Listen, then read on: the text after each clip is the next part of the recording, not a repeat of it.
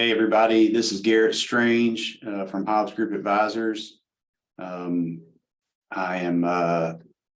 was going to do a webinar on college planning, and I did one this time last year, and I went back and watched it, and it's all still very, very relevant.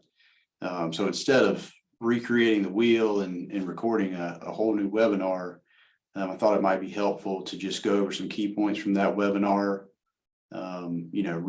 Re-point you to that webinar because I think it is still very useful, and go over just some highlights.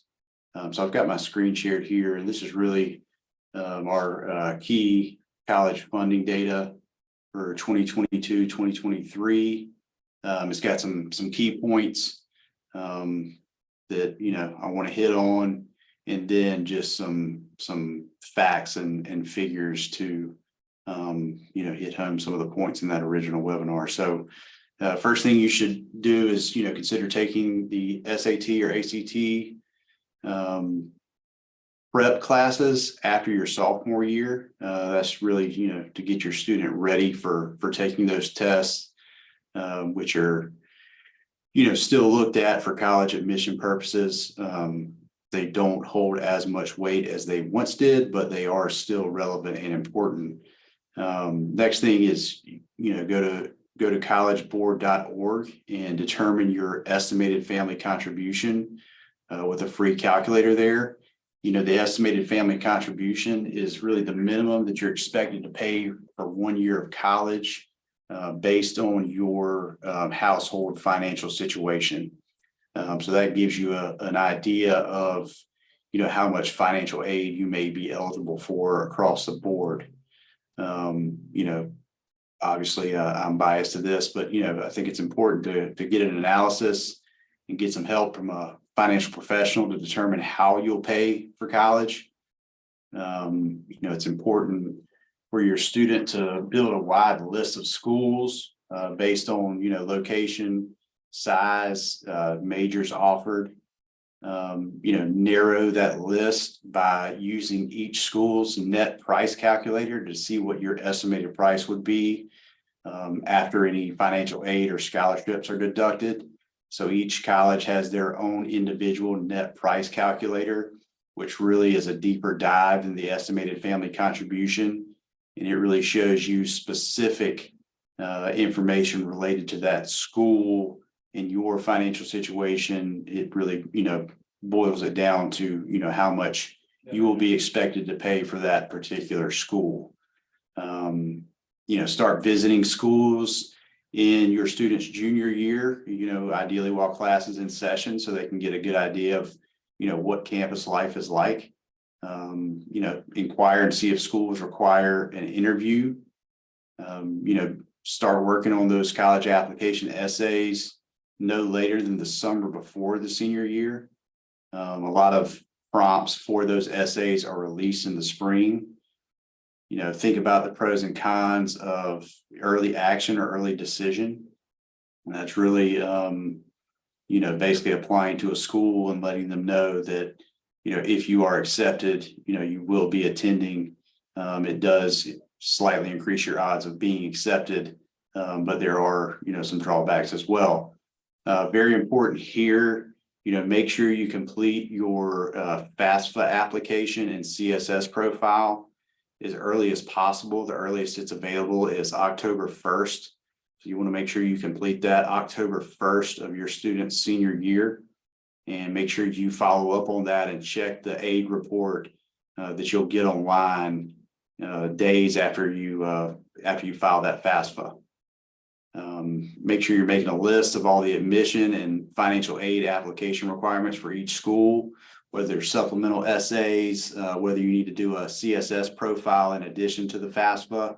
CSS profile is typically required for private colleges, and make sure you're keeping track of the deadlines for submission of all those requirements.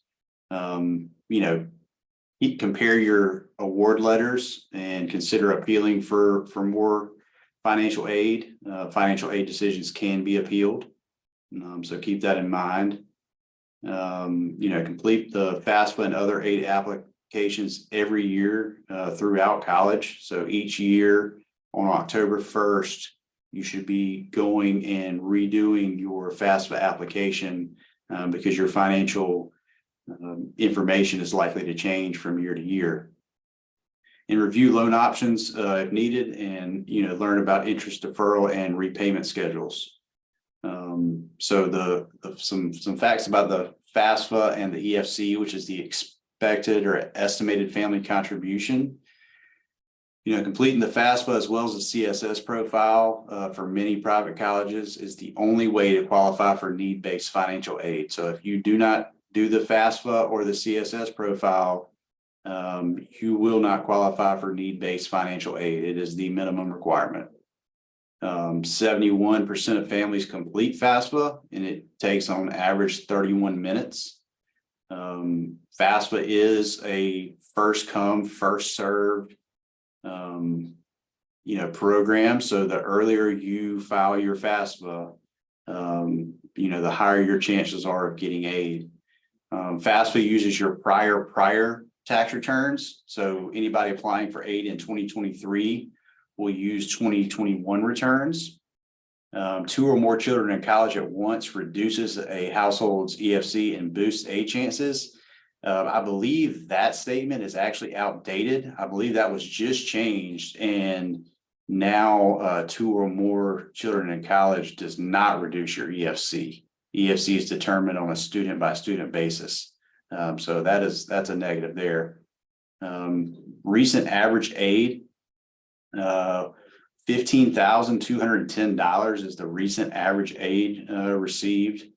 9,520 of that is grants, 4,480 are loans and work study, and 1,210 is in tax credits and deductions. So financial aid trap. Colleges might reduce your financial aid package by the amount of an outside scholarship. So be aware of that.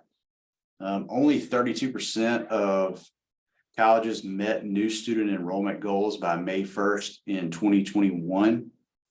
So, a key point there is that, college is a buyer's market. It is expensive, but if you do your homework and shop and, apply for aid, apply for scholarships, college can still be a buyer's market. The biggest admission factors are college prep grades, so high school grades, the strength of your high school curriculum, and then your SAT and ACT scores. Showing demonstrated interest can be helpful in admission. So, visit the school, ask for materials, email the admissions officer, follow the school on social media. The more that you engage with that school and show, that demonstrated interest, that can swing, an admissions officer in your favor. Most selective schools are test optional and can be found at fairtest.org. Early decision and early action both involve early application deadlines. With early decision, you promise to attend the college if accepted, while early action is non-binding. 75% of students get into their first college choice, according to a UCLA survey. So there is some confusion around award letters. These are really financial aid award letters. Award letters are confusing and misleading. 2018 study found that 33% of letters didn't include cost information, 136 unique terms for federal student loans, including 24 that didn't include the word loan. 15% of letters included parent loans as an award. So parent loans are not an award. The only loan that would be an award is a subsidized government loan. The interest is subsidized on those. Definitions are important. Grants and scholarships are free money. Loans have to be repaid. To qualify for a work study job, you must complete the FAFSA and check the work study box. Appealing aid. So college, as I said, college is a buyer's market for most.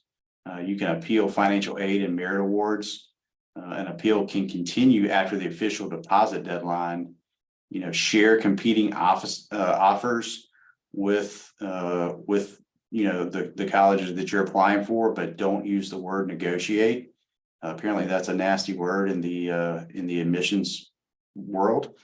So 89% of students at private schools get an institutional price cut, an average tuition discount of 60%. So, private schools are much more expensive on a gross basis, but they also are more likely to provide aid in the form of a tuition discount. 59% of students at public schools get a price cut from the government or school. The average tuition for public in-state schools is $10,740. For out-of-state students at public schools, that price is $27,560. Private schools, the average price is $38,070. The average cost per credit hour is $594. Typically 120 credits are needed to graduate. Average room and board, $11,950 for a public school, $13,620 for a private school. Average books and supplies, $1,240. The average family in 2019 and 2020 spent $30,017. 44% of that was covered by family income and savings, 58% was covered by scholarships and grants, and 21% was covered by borrowing. The national 4-year graduation rate is 50% for female, 40% for male. The national 6-year graduation rate is 67% for female, 60% for male. Roughly a third of students at 4-year private and public colleges end up transferring at least once. 2022 federal student loan rates. These are probably a little bit higher now, but undergraduate subsidized and unsubsidized direct loans, 4.99%. Graduate and parent plus loans, 7.54%. 70% of 2020 students graduated with debt. The average debt is $27,550 for a public school and $32,300 for a private school. The latest data shows that 9.7% of student loans are defaulted on. Most scholarships are based on merit, which are awarded for proven academic, athletic, or other ability. Many scholarships require maintaining a certain GPA to continue receiving aid. Most grants are awarded based on the family's financial situation. Discover a college's average need-based aid package and merit scholarship by looking at the school's profile on collegedata.com and clicking on the financials link. Public universities often post merit award requirements on their website. There are some tax credits available as well to offset college costs. The American Opportunity Tax Credit is available up to $2,500 per child for eligible parents for 4 years. The Lifetime Learning Tax Credit is up to $2,000 for any taxpayer for any number of years. You can only get one tax benefit for the same educational expenses, including tax-free withdrawals from a 529 savings plan. Some helpful resources are collegeboard.com, collegeresults.org, collegedata.com, educate2career.org, Federal College Navigator, and Scholarship Stats. And then some key points from that last webinar are really that, parents should lead the college selection process, obviously with your student involved.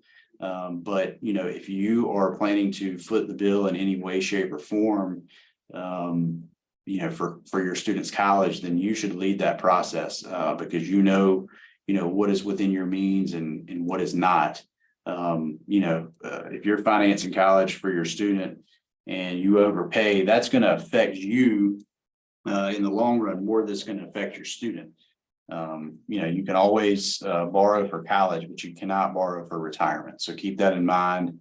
As I mentioned before and was shown on this PDF, higher education is a buyer's market. You just have to shop and negotiate, but don't use that word.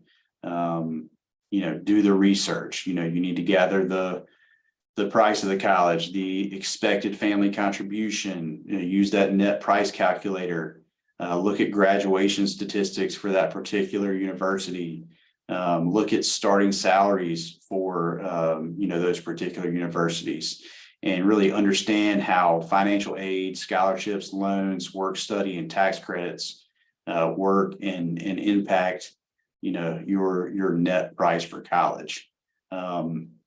Anyway, that's what I have. I encourage you to watch the webinar that I recorded about a year ago. It dives a lot deeper into a lot of these topics. And feel free to reach out to me for any further guidance on these topics. We have these conversations often and enjoy having these conversations, and can typically help most people. So don't hesitate to reach out to us. I appreciate your time, and as always, we appreciate your business.